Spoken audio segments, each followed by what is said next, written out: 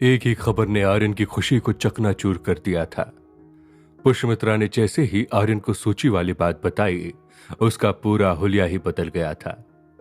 उसकी आंखों में डर, घबराहट, बेचैनी और दुख के टुकड़े बिखर चुके थे। उसका दिल इतनी जोर से चटक गया था कि शायद उसकी आह पूरे ब्रह्मांड में गूंज चुकी होगी। पुष्यमित्रा आर्यन की ये उदासी झटपट समझ जाती है। आर्यन के चेहरे और होठों से लिपटी हुई ये उदासी बहुत गंभीर थी।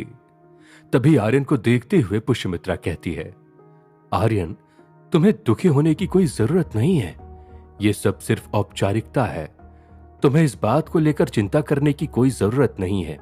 जब तक मैं तुम्हारे साथ हूं, कोई भी तुमसे इस कार्यक्रम में भाग लेने के लिए जोर जबरदस्ती नहीं कर सकता। वैसे भी ये सिर्फ और सिर्फ औपचारिकता है। इसे लेकर घबराने की कोई जरूरत नहीं है। तुम बस अपने अभ्यास पर ध्यान दो, क्योंकि अगर तुमने योद्धा स्तर को हासिल कर लिया तो मैं खुद सूची में से तुम्हारा नाम हटा दूंगी। सूची में नाम लिखना और हटाना ये सब कुछ मेरी जिम्मेदारी है। तुम बस अपने अभ्यास पर ध्यान दो, ठीक है? पुष्यमित्रा की बात सुनने के बाद आर्यन के चेहरे से चिपकी हुई उदासी झड़ जाती है। उसकी खोई हुई मुस्कुराहट अचानक वापस आ जाती है। पुष्यमित्रा की बात सुनने के बाद कहीं जाकर आर्यन की बेचैनी और घबराहट कम होती है। उसके दिल की धड़कन वापस सामान्य होने लगती है। तभी आर्यन कहता है, मुझे समझ नहीं आता आपको क्या कहूं। आप मेरे लिए भगवान हैं। जब भी मैं किसी न किसी मुसीबत में होता हूं, आप मुझे हर मुसीबत से पार कर देती हो। मेरी डूबी हुई कश्ती को वापस से किनारे पर पहुंचा देती हो। आप मेरे लिए जो कुछ भी कर रही हो, मुझे नहीं पता मैं कभी इसका कर्ज चुका पाऊंगा भी या नहीं, पर मैं पूरी कोशिश जरूर करूंगा कि मैं आपको निराश न करूं। आर्यन की बातें सुनकर पुष्यमित्रा थोड़ी सी भावुक हो जाती हैं। एक गुरु और शिष्य का रिश्ता ऐसा ही होता है। उसमें कई रिश्ते छुपे हुए होते हैं। एक गुरु माँ, बाप, भाई, बहन, दोस्त सारी भूमिकाओं को निभा देता है। पुष्यमित्रा और आर्यन का रिश्ता भी अब मजबूत होता जा रहा था। आर्यन अब तक समझ चुका था कि जितनी मदद उसकी पुष्यमित्रा कर रही थी, उतनी उसकी सहायता कभी किसी ने नहीं की। यहां तक कि उसके अपने परिवार वालों ने तक उसके साथ धोखा किया था। उसके अपने दोस्तों ने उसके साथ गद्दारी की थी। वहीं महानायिका पुष्यमित्रा, जो आर्यन की कुछ भी नहीं थी, वो आर्यन की किसी सगे से भी ज्यादा मदद कर रही थी। पुष्यमित्रा आर्यन से कहती है, अब ठीक है, तुम्हें अपना कर्ज चुकाने की कोई जरूरत नहीं है। एक गुरु का फर्ज होता है उसके शिष्य को राह दिखाना, उसको मंजिल तक पहुंचाना, और राह में अगर कोई भी अड़चन आए तो उसकी मुश्किलों में उसके पीछे साई की तरह खड़ा रहना, उसे उन मुश्किल परिस्थितियों से लड़ना सिखाना और उसका हर कदम पर हौसला बढ़ाना। बस वही कर रही हूं जो मुझे करना चाहिए। इसीलिए ये कोई कर्ज नहीं है जिसे तुम्हें चुकाना पड़े। इसीलिए इस तरह के बेफजूल फालतू ख्यालों को अपने मन से हटा दो। और अगर इसके बावजूद भी तुम कर्ज चुकाना चाहते हो तो हर सप्ताह मुझे एक शांति से भरपूर गीत सुना दिया करना। वैसे भी कितना समय हो गया तुम्हारी गायकी सुने हुए। पुष्यमित्रा की बातें आर्यन का हौसला बढ़ा रही थी। आर्यन को एक अपनेपन का एहसास हो रहा था। पुष्यमित्रा की बातें सुनकर आर्यन के चेहरे पर बड़ी सी मुस्कुराहट आ जाती है। आर्यन पुष्यमित्रा की बात का जवाब देते हुए कहता है, हाँ बिल्कुल, छात्रों के अदला बदले कार्यक्रम के बाद मैं आपके लिए एक गीत तैयार रखूंगा। सच कहूं तो अब मुझे लगता है कि गुरुकुल में मेरे पास भी अपने लोग हैं। आप हो, विश्वनी जैसी बहन है, पृथ्वी और अनंत के जैसे दोस्त हैं। अब तो सम्राट और शक्ति भी मेरे दोस्त बनने की कोशिश कर रहे हैं। ऐसा लग रहा है जैसे गुरुकुल मुझे अपनाने की कोशिश कर रहा है। शायद किस्मत कभी कभी हमें बुरी जगह से निकालकर सही जगह पर लाकर पटक देती है। पुष्यमित्रा आर्यन की बात सुनकर खुश थी। उसे खुशी थी कि अब आर्यन गुरुकुल में खुद को अकेला महसूस नहीं कर रहा था। जब से आर्यन ने गुरुकुल में पहला कदम रखा था, तब से ही आर्यन को सिर्फ लोगों ने नकारा था। उसके बाद से किसी ने भी आर्यन को अपनाया नहीं था। आर्यन के पास दोस्तों से ज्यादा दुश्मन थे और मार्गदर्शकों से ज्यादा अकेलापन था। मगर अब आर्यन धीरे धीरे अपने दायरों को फैला रहा था। आर्यन के पास अच्छे दोस्त भी थे और साथ ही साथ महानायिका पुष्यमित्रा जैसी मार्गदर्शक भी थे। पुष्यमित्रा आर्यन की बात का जवाब देते हुए कहती है, एकदम ठीक बोल रहे हो तुम। तुम्हारा गुरुकुल में आना शायद किस्मत में लिखा हुआ था। तुम गुरुकुल में बहुत अच्छा प्रदर्शन कर रहे हो। तुम्हारा नाम अब गुरुकुल में ज्यादातर लोग जानते हैं। इसके साथ ही तुम अभी तक छात्रों की सूची में अव्वल स्थान पर हो। अभी तक तुम्हें कोई शीर्ष से हटा नहीं पाया है। यह सब कुछ यही बताता है कि तुम्हारा गुरुकुल में आना तय था। किस्मत ने तुम्हारे लिए पहले से ही कुछ रास्ते कर लिए थे। तुम्हारे अंदर योद्धा बनने की काबिलियत है और मैं दुआ करूंगी कि तुम जल्दी से जल्दी योद्धा स्तर को भी हासिल कर लो। तुम बस इसी तरह लगन से अपनी मेहनत करते रहो और अपने अभ्यास पर पूरा ध्यान देते रहो। बाकी सब कुछ अपने आप हो जाएगा। पुष्यमित्रा की बातें आर्यन के लिए साथी जैसे थी। वो आर्यन का साथ दे रही थी, उसकी हिम्मत को बढ़ा रही थी। पुष्यमित्रा की बात सुनने के बाद आर्यन कहता है, हाँ, मैं अपने अभ्यास को और भी पुख्ता तरीके से करूंगा। बस मुझे आज की शाम का इंतजार है। जल्दी से पूर्व छात्र गुरुकुल में आए और मेरी मुलाकात उनसे हो जाए। उसके बाद मैं उनके ज्ञान और उनकी सहायता से अपने अभ्यास को और भी आगे तक लेकर जाऊंगा। चाहे कैसा ही अभ्यास हो, उसके लिए मुझे कुछ भी करना पड़े, मैं पीछे नहीं हटूंगा, बिल्कुल नहीं।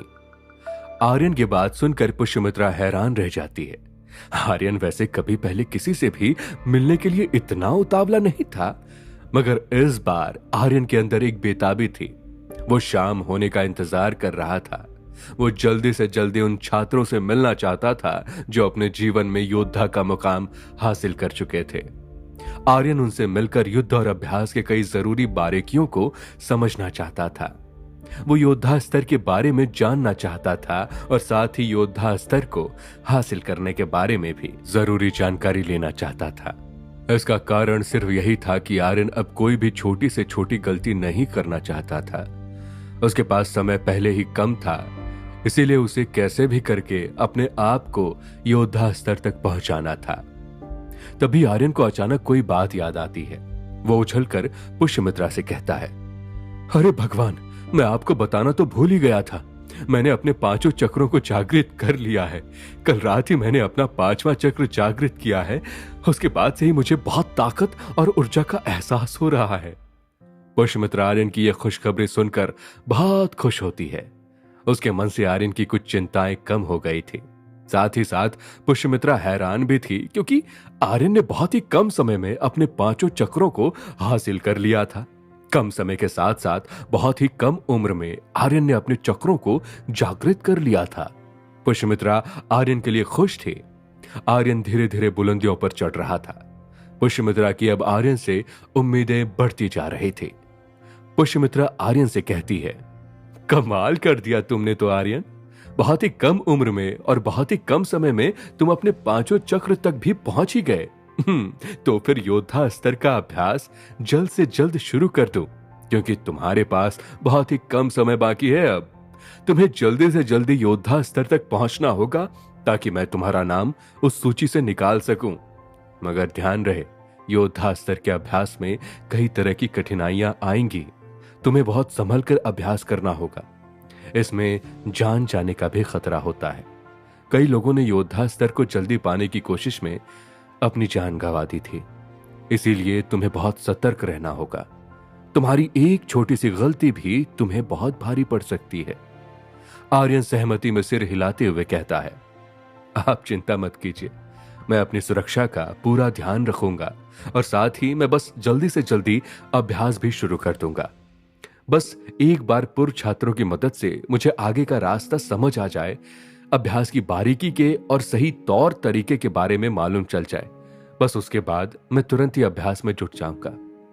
पुष्यमित्रा अगले ही पल आर्यन से कहती है, पूर्व छात्रों से याद आया, क्या तुम पूर्व छात्रों के स्वागत का इंतजाम कर सकते हो? उनके आने में बस कुछ ही समय बाकी है और इतने कम समय में कुछ भी सजावट या अन्य गतिविधि करना मुमकिन नहीं था, तो क्या तुम इसमें कुछ सहायता कर सकते हो? आर्यन पुष्यमित्रा से कहता है, आप इसकी चिंता मत कीजिए, मैं और मेरे दोस्त पृथ्वी और अनंत, हम तीनों मिलकर सारी व्यवस्था कर देंगे। पूर्व छात्रों को हम ऐसे स्वागत करेंगे कि उन्हें उनके गुरुकुल में बिताए हुए सभी दिन वापस याद आ जाएंगे। मुझे लगता है कि हमें उनके स्वागत की तैयारी इसी को ध्यान में रखकर करना चाहिए। कुछ कुछ ऐसा करना चाहिए कि जिससे उन सभी पुराने छात्रों को अपनी जवानी, अपना छात्र जीवन याद आने लगे।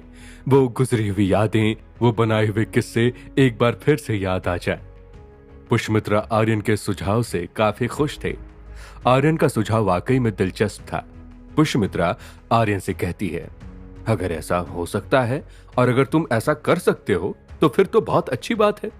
मुझे तुम्हारा ये सुझाव काफी दिलचस्प लग रहा है, इसीलिए अगर ये संभव है तो तुम फौरन काम में जुट जाओ। आधी दोपहर हो चुकी है, तैयारी करने के लिए तुम्हारे पास बस कुछ ही घंटे हैं, इसीलिए जल्दी से जाओ और अपनी तैयारियों में लग जाओ। आर्यन ऊपर आसमान की ओर देखता है। सूरज बिल्कुल सिर पर आ धमका था। तेज धूप और चिलचिलाती हुई गर्म हवा चारों तरफ फैल चुकी थी। शाम होने में भी कुछ ज्यादा समय नहीं था। आर्यन को तैयारी जल्द से जल्द शुरू करनी थी, मगर उससे पहले आर्यन पुष्यमित्रा से कुछ ऐसा पूछता है जिसे सुनकर पुष्यमित्रा हैरान रह जाती है। अच्छा, एक बात बताइए, आप तो गुरुकुल में बहुत लंबे समय से हो। आने वाले सभी पूर्व छात्रों में कोई तो ऐसा छात्र होगा जो आपके दिल के करीब होगा। ऐसा कोई एक छात्र होगा जो बहुत ही तेजस्वी हो और जिसने गुरुकुल में रहते हुए बहुत कुछ हासिल कर लिया हो। कोई तो ऐसा छात्र होगा जो उस समय गुरुकुल में प्रसिद्ध होगा और जिसका नाम पूरे गुरुकुल के चारों तरफ फैला होगा। आपका कोई पसंदीदा छात्र? आर्यन की बात सुनते ही पुष्यमित्रा के चेहरे पर बड़ी सी मुस्कुराहट आ जाती है। पुष्यमित्रा आर्यन को गुरुकुल के कुछ पुराने छात्रों के बारे में बताते हुए कहती है, था नहीं, थी। छात्र नहीं, एक छात्रा। उस समय गुरुकुल में एक लड़की हुआ करती थी। उसका दिमाग उसकी तलवार से भी तेज था और उसकी तलवार हवा से भी तेज थी। ऐसा लगता था जैसे हवा उसकी मुट्ठी में रहती हो और उसकी मुट्ठी की पकड़ ऐसी थी कि कोई ताकत उसे खोल नहीं सकती थी। उसका नाम गुरुकुल में बहुत प्रसिद्ध था, यहां तक कि उस समय दूर दूर के गुरुकुल तक उसका नाम पहुंच गया था। वो बहुत ही होशियार और होनहार थी। उसे कई तरह की भाषाओं के साथ साथ कई तरह की युद्ध कलाएं भी आती थी। कई तरह के अस्त्र को चलाने का हुनर भी था उसमें, और साथ ही साथ उसकी चील सी आंखें हमेशा ही झूठ को पकड़ लेती थी। ऐसा लगता था सारी चीजें उसके काबू में हो। बस एक ही चीज थी जो उसके बर्दाश्त के बाहर थी, और वो था उसका गुस्सा। उसका गुस्सा बहुत ही भयानक था। उसके गुस्से से पूरा गुरुकुल कांपता था। किसी में भी उससे लड़ने और उससे टकराने की हिम्मत नहीं थी। वो लड़की एकदम धूम धड़ाका थी। पुष्यमित्रा से उस पूर्व छात्र के बारे में सुनकर आर्यन हैरान रह गया था। उसकी आंखें हैरानी में बड़ी बड़ी हो गई थी। उसे यकीन ही नहीं हो रहा था कि गुरुकुल में एक समय पर कोई ऐसी लड़की भी थी। आर्यन अब मन ही मन में उससे मिलने के लिए बेताब था, मगर उसका गुस्सा आर्यन को डरा भी रहा था। तभी आर्यन उतावला होकर पुष्यमित्रा से पूछता है, अच्छा, वैसे उसका नाम क्या है? पुष्यमित्रा एक गहरी सांस लेती है और आर्यन को जवाब देती है, हाँ, यामिनी। उसका नाम यामिनी है। आखिर कौन है ये यामिनी? क्या आर्यन करेगा यामिनी से मुलाकात की हिम्मत? क्या पहली ही मुलाकात में आर्यन कर देगा कोई हरकत? क्या रंग लाएगी आर्यन और यामिनी की मुलाकात? जानने के लिए सुनते रहिए action Aryan, only on Pocket FM. Yamini, ये नाम आर्यन के जहन में उतर चुका था। पुष्यमित्रा ने यामिनी की इतनी तारीफ कर दी थी कि आर्यन को यह नाम मुंह जुबानी याद हो गया था। आर्यन ने आज से पहले कभी भी महानायिका को किसी के लिए तारीफों के पुल कसते नहीं देखा था, मगर आज पुष्यमित्रा के शब्दों की रस्सियां यामिनी के लिए एक स्वर्णिम पुल गूंथने लगी थी। इतनी तारीफ सुनने के बाद आर्यन अपने मन में सोचता है, क्या मुझे यामिनी से मिलना चाहिए? अगर महानायिका यामिनी की इतनी तारीफ कर रही हैं, इसका मतलब है कि उसमें कोई ना कोई बात तो जरूर होगी। मुझे लगता है कि मुझे यामिनी से मुलाकात करनी चाहिए। बस वो मेरी किसी भी बात से नाराज ना हो जाए। वरना लेने के देने पड़ जाएंगे।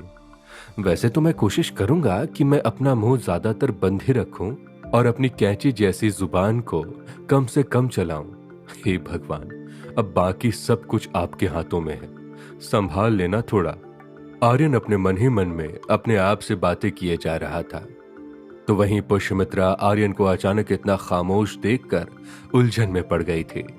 तभी वो आर्यन को अपने ख्यालों की दुनिया से थोड़ा सा हिलाते डुलाते हुए कहती है, आर्यन, कहाँ खो गए थे? कहीं अभी से अपने सपनों में योद्धा स्तर में तो नहीं पहुंच गए? अब जाओ और पूर्व छात्रों के स्वागत के लिए तैयारियों में लग जाओ जल्दी, वरना कहीं ऐसा ना हो कि सब पधार जाएं और तुम हाथ में सजावट का सामान पकड़े ही खड़े रह जाओ। पुष्यमित्रा की बात पर आर्यन ठहाके मारकर हंस देता है। आर्यन की हंसी सुनकर पुष्यमित्रा भी मुस्कुरा देती है। आर्यन अब पुष्यमित्रा से विदा लेता है और स्वागत की तैयारियां करने के लिए निकल जाता है।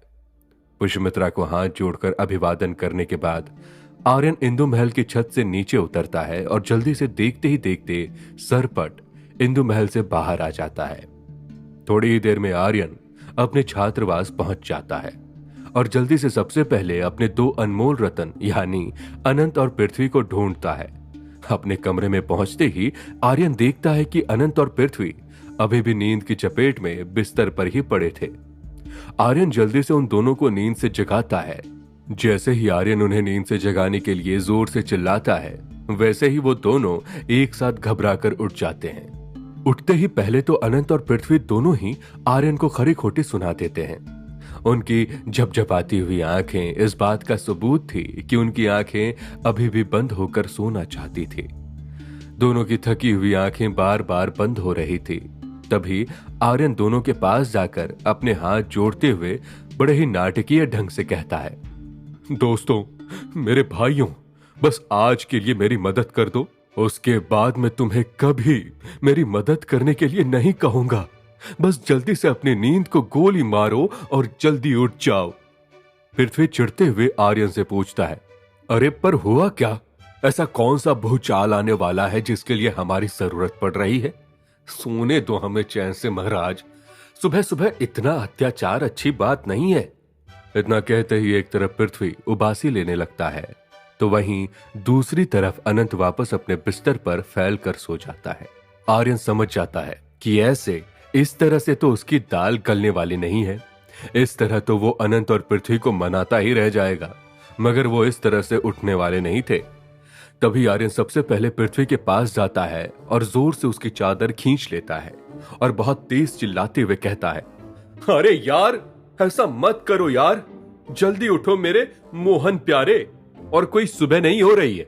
जरा खिड़की खोल कर देखो, धूप सिर पर मंडराने लगी है। आधी दोपहर हो चुकी है। इतनी भरी दोपहरी में इस तरह से टांग फैलाए हुए सोते रहोगे तो योद्धा तो नहीं मगर योद्धा की सवारी यानी उनके घोड़े जरूर बन जाओगे। उठो यार। आर्यन पृथ्वी के हाथों से उसकी चादर छीन लेता है। उसके बाद आर्यन अनंत की तरफ बढ़ता है। उसके बाद अनंत के पास पहुंचकर उसके कानों में इतनी जोर से चिल्लाते हुए शोर मचाता है कि अगले ही पल अनंत की नींद इस तरह से गायब होती है जैसे कभी उसकी आंखों में नींद दाखिल ही नहीं हुई थी। आखिरकार मन मार कर अनंत और पृथ्वी दोनों को उठना पड़ता है। तभी अनंत और पृथ्वी आर्यन से पूछते हैं, अब तो बता दे भाई, क्या हुआ है? क्यों सुबह सुबह हमारी नींद हराम करने पर तुली है दुनिया, और क्यों इस दुनिया का साथ दे रहा है हमारा दोस्त आर्यन? क्यों क्यों आखिर क्यों? तभी आर्यन अपने दोनों दोस्तों को पूरी कहानी बताता है। उन्हें पूर्व छात्रों के आने की कोई खबर नहीं थी। जैसे ही वो आर्यन की बात सुनते हैं, उनकी आंखों में भी वही उतावलापन जाग उठता है, जिसके साथ ही दोनों की नींद गायब हो जाती है। दोनों फटाफट अपने बिस्तर से उठ जाते हैं। पृथ्वी और अनंत आर्यन से पूछते हैं, ये तो बहुत अच्छी खबर है, पूर्व छात्रों के आने से हमें बहुत मदद मिल जाएगी, मगर हमें फिलहाल अभी क्या करना होगा? कैसी तैयारियां करनी है? क्या क्या करना है? आर्यन उन्हें पूरी कहानी समझाते हुए कहता है, हम तीनों को मिलकर गुरुकुल को सजाना है और इसके साथ साथ बाकी सभी तैयारियां भी करनी है, पर हमारे पास समय बहुत कम है। शाम तक वो सभी गुरुकुल पहुंच जाएंगे और उनके आने से पहले हमें सारी तैयारियां खत्म करनी है, इसीलिए जल्दी उठो और चलो। आर्यन की बात सुनते ही पृथ्वी और अनंत जल्दी से उठ खड़े होते हैं। थोड़ी ही देर में दोनों नहाकर और कपड़े पहनकर तैयारियां करने के लिए एकदम तैयार थे। इसके साथ ही आर्यन और उसके दोस्त गुरुकुल की तरफ निकल जाते हैं। गुरुकुल पहुंचकर आर्यन सजावट की तैयारियां शुरू कर देता है।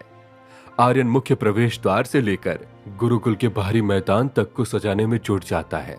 आर्यन हर बारीक चीज का ध्यान रखते हुए सजावट कर रहा था। आर्यन ने कुछ और छात्रों की मदद लेकर गुरुकुल के मैदान को पूरी तरह से साफ करवा दिया था। मैदान में पड़े सभी छोटे बड़े कंकर को चुन लिया गया था।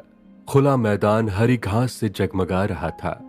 पृथ्वी ने एक ही मैदान को अलग अलग तरह से सजा दिया था ताकि कई छात्र वहीं अपना अभ्यास कर सके और पूर्व छात्रों को अभ्यास करके दिखा सके। तो वहीं अनंत ने स्वागत से संबंधित सारा सामान मैदान में लाकर रख दिया था। शाम होने के पहले पहले आर्यन और उसके दोस्त सारी तैयारियां कर देते हैं। सजावट, खान पान और उनके स्वागत के लिए उपहार, सब कुछ आर्यन और उनके दोस्तों ने संभाल लिया था। आर्यन एक आखिरी बार सब तरफ अपनी नजर दौड़ाता है। आर्यन और उसके दोस्तों ने गुरुकुल को नई दुल्हन की तरह सजा दिया था। हालांकि उन्होंने बहुत ज्यादा तामझाम नहीं किया था क्योंकि गुरुकुल बहुत ही बड़ा और फैला हुआ था।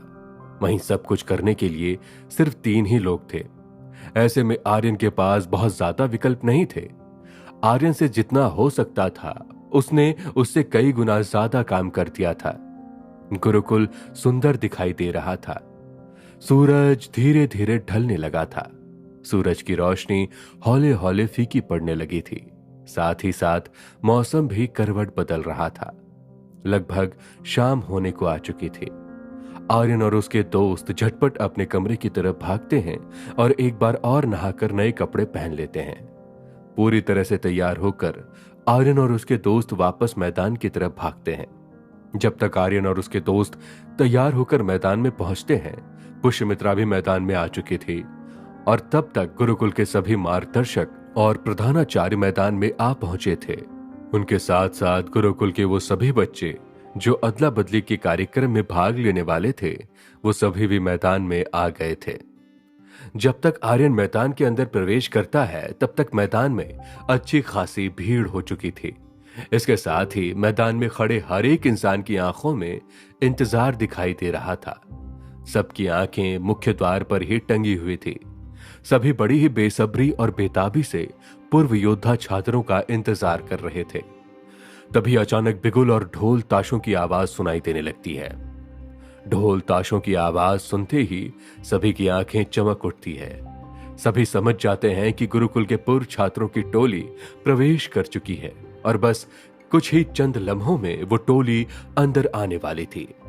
सभी की आंखें जलते दिए की तरह मुख्य द्वार को एकटक देख रही थी। तभी थोड़ी ही देर में मुख्य द्वार से होते हुए अंदर की ओर एक कतार में पंक्तिबद्ध पूर्व छात्रों की टोली आती है।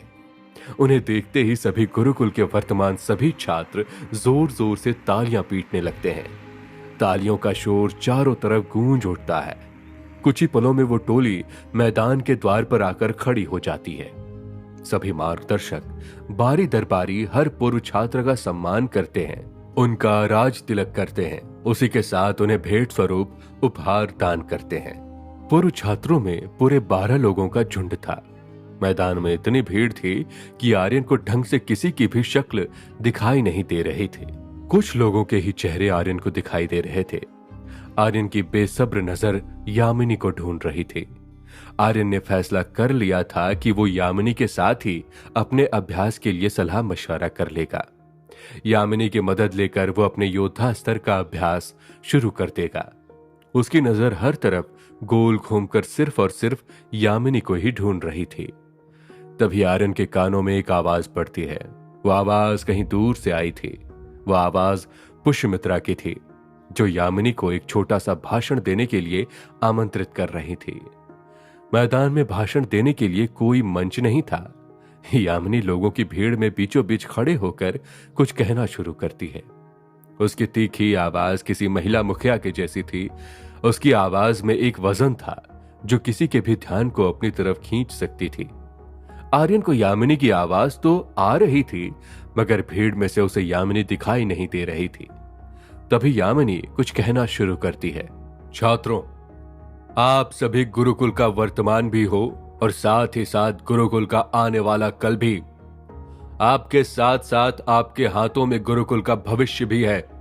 इसीलिए मैं आपका और हम सबका ज्यादा समय बर्बाद नहीं करूंगी, क्योंकि मेरे भाषण देने से कुछ नहीं होगा। जो कुछ भी होगा वो कर्म करने से होगा। तो हम सभी भाषण और स्वागत जैसी बेफजूल चीजों में अपना समय बर्बाद ना करते हुए सीधे मुद्दे पर आते हैं। उस काम को समझते हैं जिसके लिए हम यहां आए हैं। हम यहां आप सभी का मार्गदर्शन करने के लिए आए हैं। आप सभी के पास सिर्फ आज की रात है, इसीलिए सभी छात्र अपनी अपनी जगह ले लीजिए और हमें आपकी युद्ध कला दिखाने के लिए तैयार हो जाइए, ताकि हम आपके युद्ध तकनीकों और तरकीबों को अच्छे से परख सकें, उसकी कमियां और खासियत को जान पाए। तो चलिए जल्दी से सभी अपनी अपनी जगह पर पहुंच जाइए। यामिनी की बात सुनते ही सभी छात्र जल्दी से बनाए गए चौकोर निशानों के बीच में जाकर खड़े हो जाते हैं। जैसे ही थोड़ी सी भीड़ छटती है, वैसे ही आर्यन की नजर एक नौजवान लड़की पर पड़ती है। उस लड़की ने योद्धा वाली वेशभूषा पहनी हुई थी। इसके साथ ही उसके सिर पर एक रक्षा मुकुट लगा हुआ था। आर्यन उसकी चाल ढाल, उसके कपड़े और उसकी शारीरिक बनावट को देखकर समझ जाता है कि यही यामिनी है। मगर वो असल में यामिनी नहीं थी, वो तो कोई अन्य पुरानी छात्रा थी। असल में यामिनी तो ठीक उस कवच पहनी हुई लड़की के बगल में खड़ी थी। यामिनी ने बहुत ही आम सलवार कुर्ती पहन रखी थी। उसके कपड़े दिखने में बहुत सुंदर और आकर्षक थे, मगर बहुत आम थे। इसके साथ ही उसने अपनी चोटी कसकर बांधी हुई थी। वहीं उसके हाथ में एक सोने का कंगन था और माथे पर एक बहुत छोटी चंदन की बिंदी लगी हुई थी। उसकी ऊंचाई बहुत ही सामान्य थी, ना तो वो बहुत लंबी थी और ना ही वो बहुत छोटी थी। उसका गोरा रंग धूप में सोने की तरह चमक रहा था। वो दिखने में बहुत ही आम सी और बेहद सीधी सादी सी थी, मगर कोई नहीं जानता था कि उसके अंदर किस तरह की आग और गुस्से के अंगारे भरे हुए थे। वो ऊपर से बहुत ही शांत दिखाई दे रही थी, मगर अंदर से वो ज्वालामुखी थी। मगर आर्यन ने उसे एक बहुत ही आम लड़की समझकर नजरअंदाज कर दिया था। वहीं उसके ठीक बगल में खड़ी उस कवच और मुकुट पहनी हुई लड़की को वो यामिनी समझने की गलती कर रहा था। क्या इस गलत फहमी में आर्यन कर देगा कोई बड़ी गलती? क्या आर्यन दिला देगा यामिनी को भयंकर गुस्सा? क्या यामिनी कर देगी आर्यन की अकड़ को चकनाचूर? क्या होगा आगे इस गलत फहमी का अंजाम? जानने के लिए सुनते रहिए action Aryan, only on Pocket FM. Aryan ने अपने मन में एक बहुत बड़ी गलत फहमी पाल ली थी, और वो ये कि आर्यन किसी और लड़की को यामिनी समझ रहा था, तो वहीं असली यामिनी को एक मामूली और आम सी लड़की समझ रहा था। अब बस देखना यह था कि आर्यन इस गलतफहमी में रहकर क्या गड़बड़ करने वाला था। क्या आर्यन कुछ ऐसा कर देगा जिसकी उसे बहुत महंगी कीमत चुकानी पड़ेगी, या फिर आर्यन कुछ ऐसा कर देगा जिससे वो सभी के दिलों को जीत लेगा। आर्यन उस कवच और मुकुट वाली लड़की को ध्यान से देखता है। उसकी उम्र लगभग 25 के पार थी। आर्यन उसे देखते बड़ी गहराई से सोचता है और अपने मन में खुद से कहता है, अच्छा तो ये है यामिनी। सच में ये तो किसी रणभूमि से अभी अभी जंग जीतकर आई हुई से लग रही हैं। वैसे शक्ल तो ठीक ठाक है, मगर महानायिका ने सच ही कहा था, गुस्सा तो बिल्कुल नाक पर बैठा हुआ दिखाई दे रहा है। ऐसा लग रहा है जैसे गुस्से में किसी की भी नाक तोड़ सकती है। शरीर तो बहुत खूब बनाया हुआ है, लगता है बहुत नियमित रूप से कसरत करती हैं, तभी एक योद्धा की तरह शरीर दिखाई दे रहा है। जहां आर्यन एक तरफ गलत लड़की को देखकर यामिनी समझ रहा था, तो वहीं असली यामिनी दूर खड़ी आर्यन को देख रही थी। वो आर्यन को उस कवच वाली लड़की को एक टुक घूरता हुआ देख लेती है। उसे लगता है जैसे आर्यन उस पर डोरे डाल रहा हो। तभी यामिनी का गुस्सा हद पार हो जाता है। वो दूर खड़ी चिल्लाते हुए कहती है, ओए लड़के, क्या नाम है तुम्हारा? वहां खड़े सभी लोग एक दूसरे की तरफ देखने लगते हैं। किसी को भी समझ नहीं आ रहा था कि यामिनी किसे डांट रही है। तभी आर्यन की नजर भी यामिनी पर पड़ती है।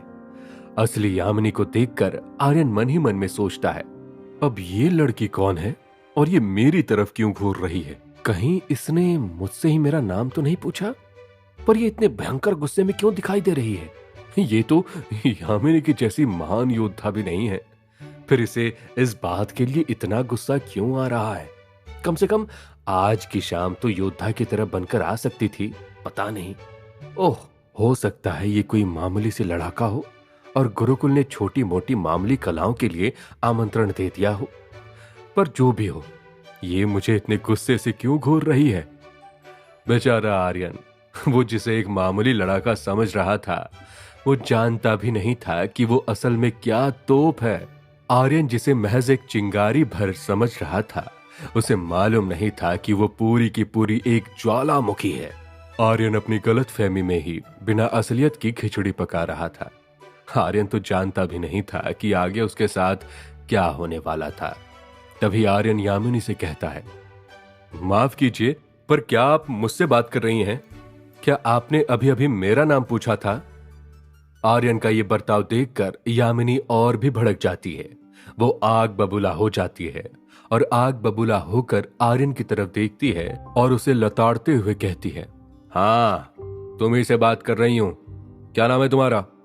और जो भी नाम हो, तुम यहां लड़कियों को देखने आए हो या फिर युद्ध कलाएं सीखने? मैं बहुत देर से देख रही हूं कि तुम मेरी साथी योद्धा नीरू को घूर रहे हो। क्या दिक्कत है तुम्हें? कोई परेशानी है तो हमें भी बताओ। गुरुकुल में क्या सोचकर प्रवेश किया था? अपनी आंखें और निगाहें सही जगह पर रखना सीखो। ये मेरी तुम्हें पहली चेतावनी है। गुरुकुल जानता है कि तीसरी चेतावनी के बाद तुम्हारा क्या होगा। अगर मुझे 2 बार और तुम इस तरह की हरकत करते हुए दिखाई दिए तो तुम खुद भी नहीं जानते कि मैं तुम्हारा क्या अंजाम कर सकती हूं। असली यामिनी ने आर्यन को इतनी बुरी तरह से लताड़ दिया था कि मारे शर्म के आर्यन का चेहरा लाल पीला हो गया था। उसे अपने मन ही मन में बहुत भयंकर गुस्सा आ रहा था। इतना गुस्सा कि वो खुद भी कुछ न कुछ बुरा भला कह देना चाहता था। बस आर्यन मन ही मन ये सोच रहा था, ये बिना बात के भगवान क्यों बन रही है और ये यामिनी को नीरू क्यों बोल रही है? ओह, हो सकता है कि यामिनी का दूसरा नाम नीरू हो या फिर सिर्फ उसके दोस्त ही उसे नीरू बुलाते हो। आर्यन मन ही मन में कुढ़ रहा था। वो अपना सारा गुस्सा असली यामिनी पर निकाल देना चाहता था, क्योंकि उसकी नजर में तो असली यामिनी एक मामूली लड़ाका थी। आर्यन बुरी तरह से चिढ़ चुका था क्योंकि उसने आर्यन को सबके सामने बुरा भला सुना दिया था। वहीं आर्यन, उसकी बुद्धि तो मानो बैल खा गए थे। वो नीरू को यामिनी और यामिनी को मामूली समझ रहा था। तभी असली यामिनी के इशारे और आदेश के साथ ही सभी वर्तमान छात्र उन चौकोर घेरों में जाकर खड़े हो जाते हैं। आर्यन भी तीसरी पंक्ति की दूसरी कतार में जाकर एक चौकोर घेरे में खड़ा हो जाता है। आर्यन ने मन ही मन में सोच लिया था कि वो ऐसा प्रदर्शन करेगा कि सब हैरान रह जाएंगे। ऐसा कारनामा दिखाएगा कि वो सबके दिलों को जीत लेगा। आर्यन को अपने मन ही मन में खुद पर इतना भरोसा हो चला था कि उसे समझ नहीं आ रहा था कि ये उसका आत्मविश्वास है या फिर अहंकार। शायद अभी अभी जागृत हुए चक्रों को हासिल करने की वजह से आर्यन का खुद पर भरोसा कुछ ज्यादा ही बढ़ गया था। आर्यन के ठीक आगे वाली कतार में अधीनस्थ पृथ्वी और शक्ति खड़े थे। उसके ठीक पीछे वाली कतार में कुषाण, अनंत और सम्राट खड़े थे। उसके बगल में थोड़ी दूर पर रागज्योत और यशस्वी खड़े थे। मैदान में 30 के 30 छात्र अपनी अपनी जगह लेकर खड़े हो चुके थे। सभी छात्रों के पास अपनी अपनी तलवार थी और सभी पंक्तिबद्ध होकर एक सीध में खड़े थे। उसके तुरंत बाद जैसे ही महानायिका आदेश देती है, वैसे ही सभी बच्चे अपनी तलवार को हवा में लहराने लगते हैं। सभी बच्चे अपनी तलवार की काबिलियत दिखा रहे थे। सभी अपनी तलवार को अपने अपने अंदाज में पकड़कर घुमा रहे थे। उनसे हमले की स्थिति में आकर वार कर रहे थे। तो वहीं अगले स्तर वाले कुछ बच्चे तलवार से करतब दिखाने लग चुके थे। तो वहीं उनसे भी आगे वाले छात्र हर अगले पल अपनी तलवार से एक नई तरकीब दिखा रहे थे। एक तरह चौकोर खाने में खड़े सभी छात्र अपनी तलवार का कौशल दिखा रहे थे, तो वहीं दूसरी तरफ उनके ठीक सामने खड़े गुरुकुल के पूर्व योद्धा छात्र उन सभी बच्चों को ध्यानपूर्वक देख रहे थे।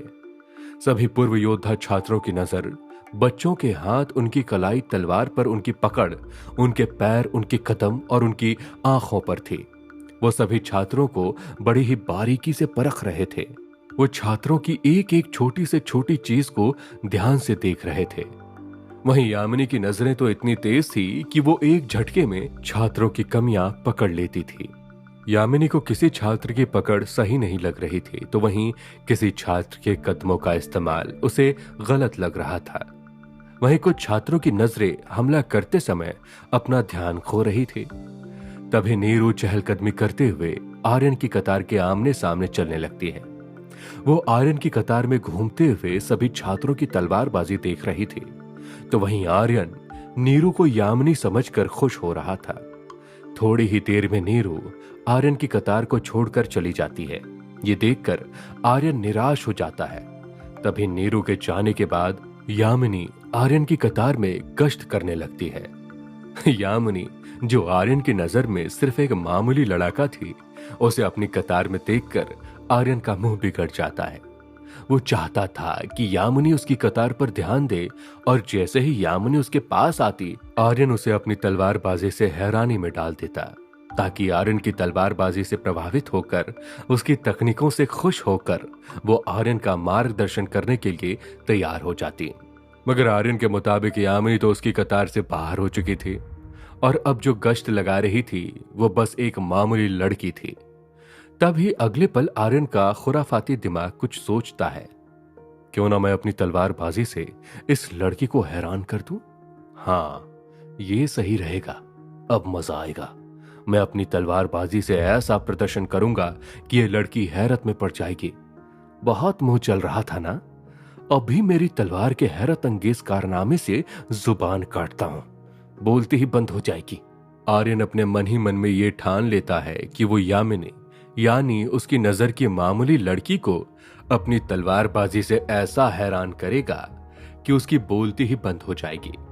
यामिनी कतार में आगे बढ़ती है। आर्यन अपनी तलवारबाजी के प्रदर्शन का दिखावा करने के लिए तैयार हो जाता है। वो अपनी तलवार को हवा में लहरा देता है। तभी यामिनी वापस पीछे मुड़कर जाने लगती है। आर्यन का दिमाग खराब हो जाता है। उसकी बनी बनाई योजना पर पानी जो फिर गया था। यामिनी मुड़कर बिना आर्यन को और उसकी तलवारबाजी को देखे चली गई थी। आर्यन के चेहरे पर उदासी ठहरी ही थी कि तभी आर्यन की आंखें एक बार फिर चमक जाती है। असली यामिनी एक बार फिर से आर्यन की कतार में गश्त लगाने आती है। एक बार और आर्यन को दिखावा करने का अवसर मिल जाता है।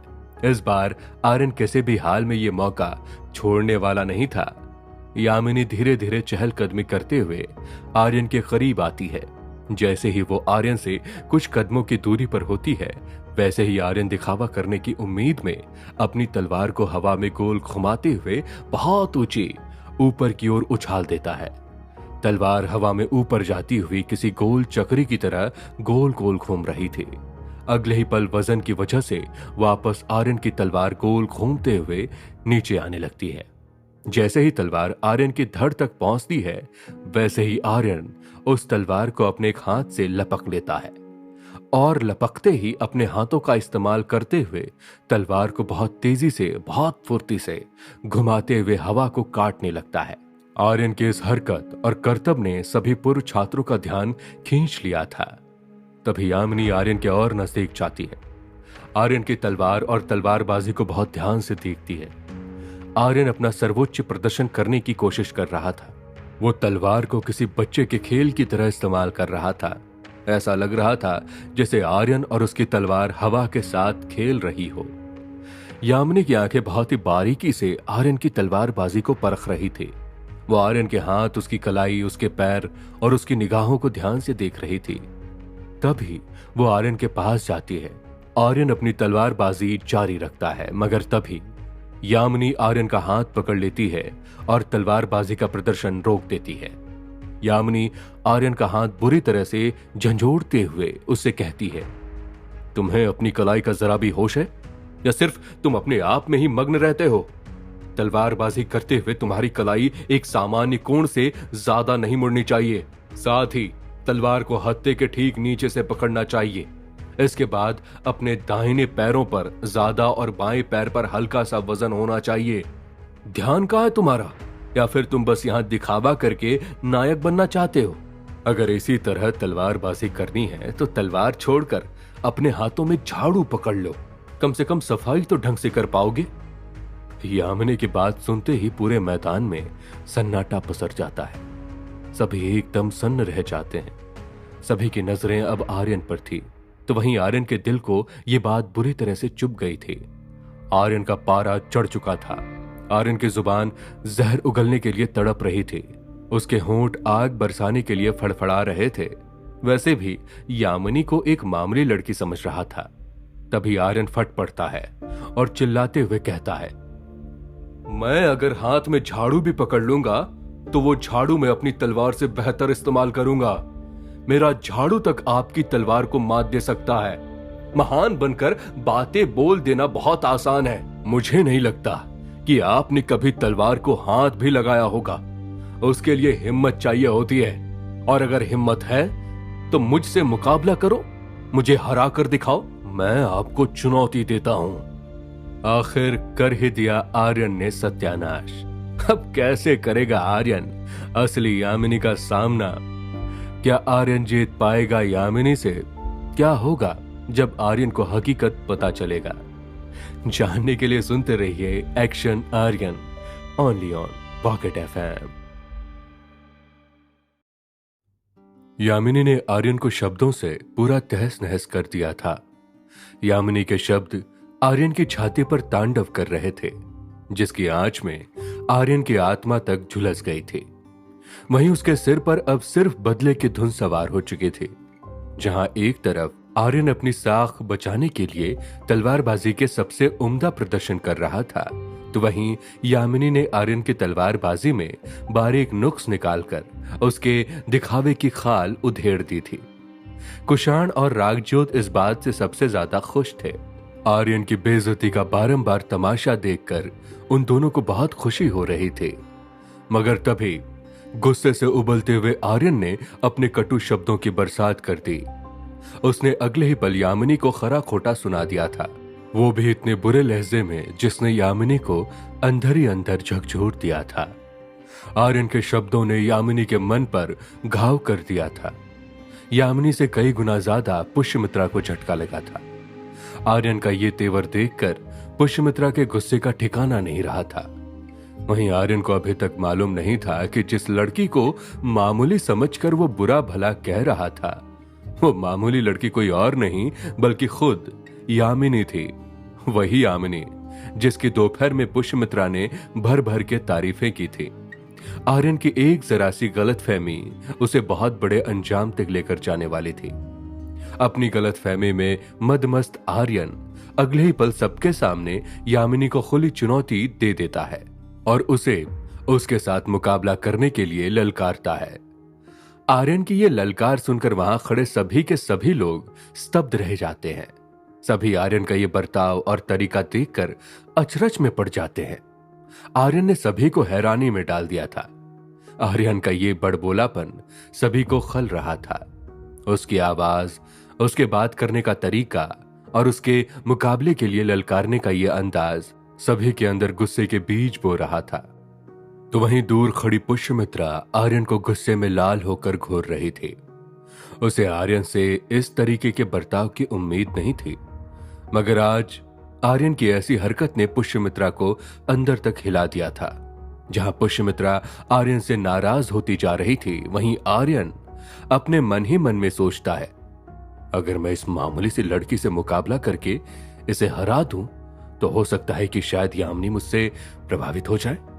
अगर एक बार मैंने यामिनी का दिल जीत लिया तो उसके बाद मुझे मेरे योद्धा स्तर के अभ्यास के लिए सही मार्गदर्शन मिल जाएगा, और अगर सही मार्गदर्शन मिल गया तो निश्चित तौर पर मैं योद्धा स्तर तक पहुंच ही जाऊंगा।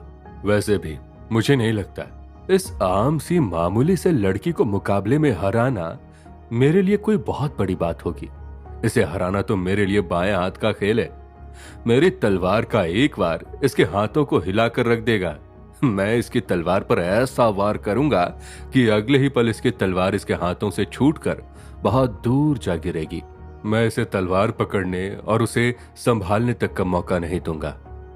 जहां आर्यन एक तरफ अपने मन ही मन में युद्ध की सारी परियोजनाएं बना चुका था, मन ही मन में अपनी जीत के बिगुल बजा चुका था और खुद को अपने दिव्य दृष्टि में विजेता देख चुका था, वहीं आर्यन से दूर खड़ी महानायिका पुष्यमित्रा आर्यन को लेकर चिंतित थे। आर्यन की ये गलती महानायिका के लिए बचपने की तरह थी, मगर सिर्फ पुष्यमित्रा जानती थी कि इस गलती की कीमत आर्यन को कितनी महंगी पड़ सकती थी। पुष्यमित्रा अपने मन में सोच रही थी, हे भगवान, ये आर्यन बिल्कुल सुधरने वाला नहीं है।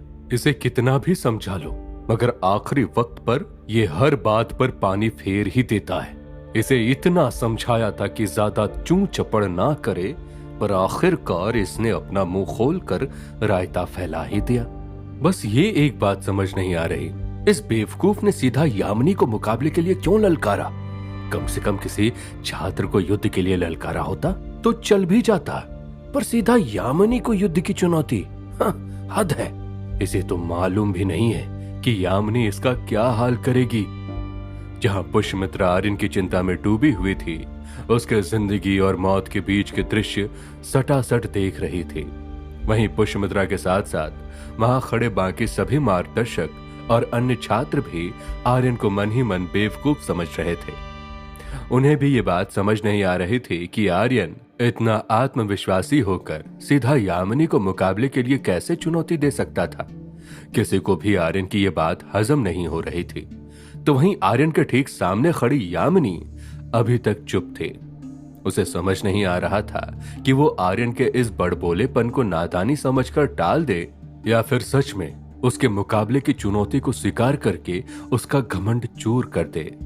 यामिनी अपने मन ही मन में सोचती है, क्या ये लड़का अपनी अक्ल बेच आया है?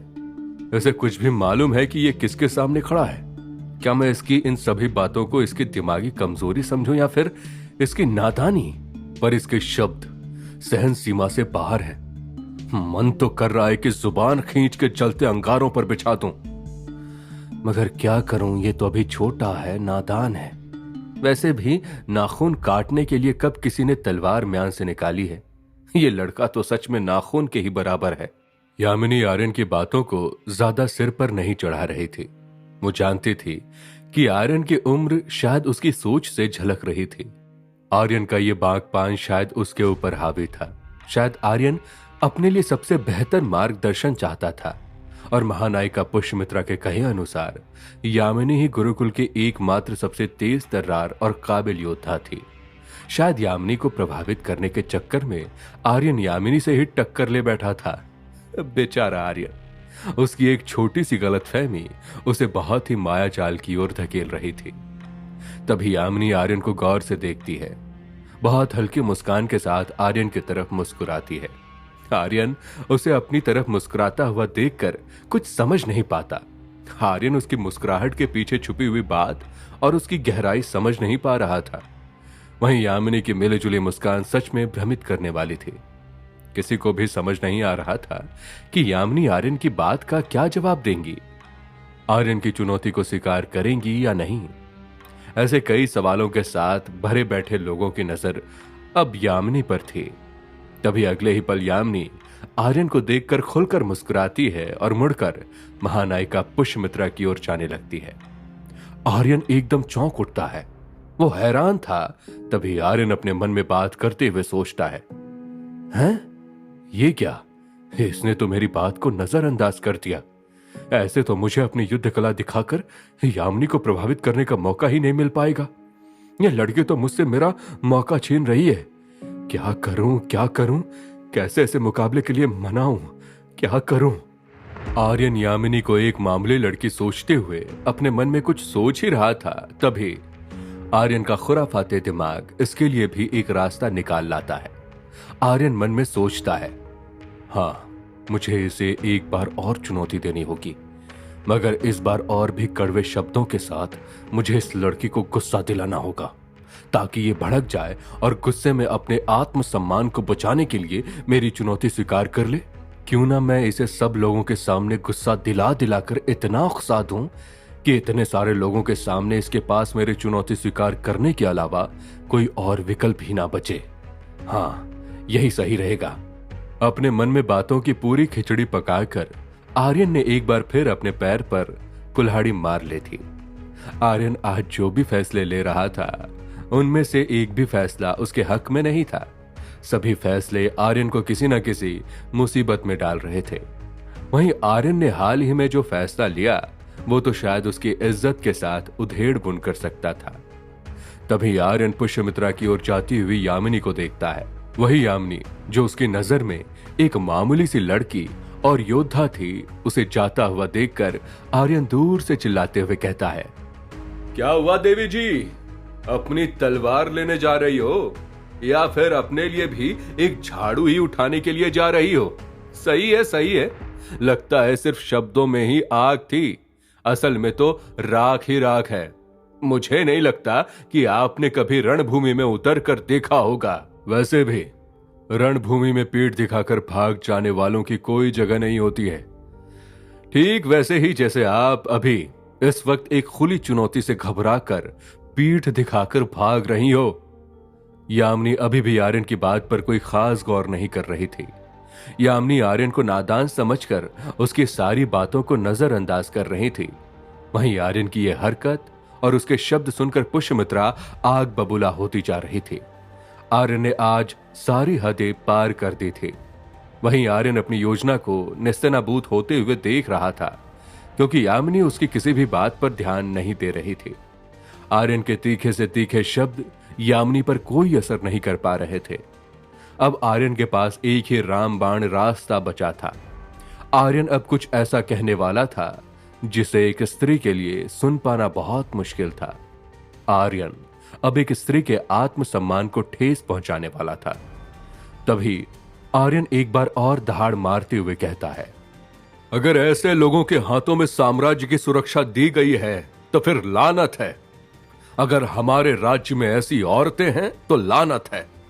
शायद इन्हें इनके हाथों में बेलन, चिमटी और रोटियां ही अच्छी लगती हैं। शायद इन्हें हाथ में कंगन और माथे पर बिंदी लगाकर सजने धजने का ही शौक है। बस इसीलिए शायद इनका आत्मसम्मान आहत नहीं होता, क्योंकि इनके पास खुद के लिए सम्मान के लिए कुछ है ही नहीं। और जब साम्राज्य की सुरक्षा का दारोमदार ही ऐसे हाथों में होगा, तब राज्य की बाकी औरतों तक क्या ही संदेश पहुंचेगा। जो योद्धा चुनौती से डरकर घबराकर भाग जाए, उसके हाथ में साम्राज्य को नारी शक्ति की बागडोर नहीं देने चाहिए थी। शे, लानत है। आर्यन के ये शब्द सुनकर यामिनी गुस्से में पलटती है। अब जाकर आर्यन के शब्द सही निशाने पर लगे थे। आर्यन के शब्दों ने इस बार चारों तरफ तहलका मचा दिया था। यामिनी के साथ साथ आर्यन ने वहां खड़ी सभी औरतों और लड़कियों को झकझोर दिया था। सभी के चेहरे पर एक गुस्सा कुंडली मार के बैठ चुका था। यामिनी, जो पहले से ही बहुत गुस्सैल थी, वो आर्यन के शब्द सुनकर गुस्से से लाल हो चुकी थी। उसकी आंखें बदले की भावना में जलने लगी थी। वो आर्यन को मौत के घाट उतार देना चाहती थी। आर्यन ने पूरी औरत कौम को एक साथ ललकार दिया था। सिर्फ पुष्यमित्रा अभी तक शांत थे। पुष्यमित्रा आर्यन का ये नाटक समझ गई थी, क्योंकि पुष्यमित्रा जानती थी कि आर्यन औरतों का बहुत सम्मान करता है। वो हर स्त्री के सामने हमेशा बड़े ही अदब और तहजीब से पेश आता है, मगर उसका ये बर्ताव बता रहा था कि जानबूझकर किसी को गुस्सा दिलाने की कोशिश कर रहा है। पुष्यमित्रा को सिर्फ ये बात समझ नहीं आ रही थी, और वो ये कि आखिर आर्यन ऐसा क्यों कर रहा है। क्यों वो उसे गुस्सा दिलाना चाहता है, क्यों वो उसके साथ मुकाबला करना चाहता है। वहीं आर्यन से दूर पर उसके ठीक सामने खड़ी यामिनी पर मौत का भूत सवार हो चुका था। वो अब अपने लिए नहीं, बल्कि पूरी औरत कौम और नारी की शक्ति के लिए लड़ना चाहती थी। वो आर्यन को सबक सिखाना चाहती थी, उसकी अकड़ को मिट्टी में मिला देना चाहती थी। तो वहीं आर्यन उसे एक मामूली लड़की समझकर उसे मुकाबले में बुरी तरह से पटखनी देना चाहता था, सिर्फ इसीलिए ताकि वो यामिनी को प्रभावित कर सके और उससे योद्धा स्तर के लिए मार्गदर्शन ले सके। तभी गुस्से में भड़कती हुई यामिनी चीखते हुए कहती है, मुकाबला होगा, वो भी अभी इसी वक्त, इसी मैदान में, इन सभी लोगों के सामने। औरत के ऊपर उंगली उठाने वाले लड़के, आज मैंने तेरी अकल को तेरे घुटनों से निकालकर तेरे मगज में नहीं डाल दिया तो कहना। यामिनी की आवाज में एक गुस्सा था, एक शोर था। उसकी आंखों में मौत तांडव कर रही थी। वो आर्यन की अक्ल ठिकाने लगाना चाहती थी, उसके घमंड को तोड़ना चाहती थी, मगर वो भी इस बात से अनजान थी कि आर्यन ने गुरुकुल में कई लोगों को पटखनी दी थी, और तो और वो सूची में शीर्ष पर था। तभी क्या होगा आगे, क्या होगा इस मुकाबले का अंजाम? क्या यामिनी आर्यन को मिट्टी में मिला पाएगी, या फिर आर्यन यामिनी को देगा पटखनी? किसकी होगी जीत और किसकी होगी हार, जानने के लिए सुनते रहिए action Aryan, only on Pocket FM.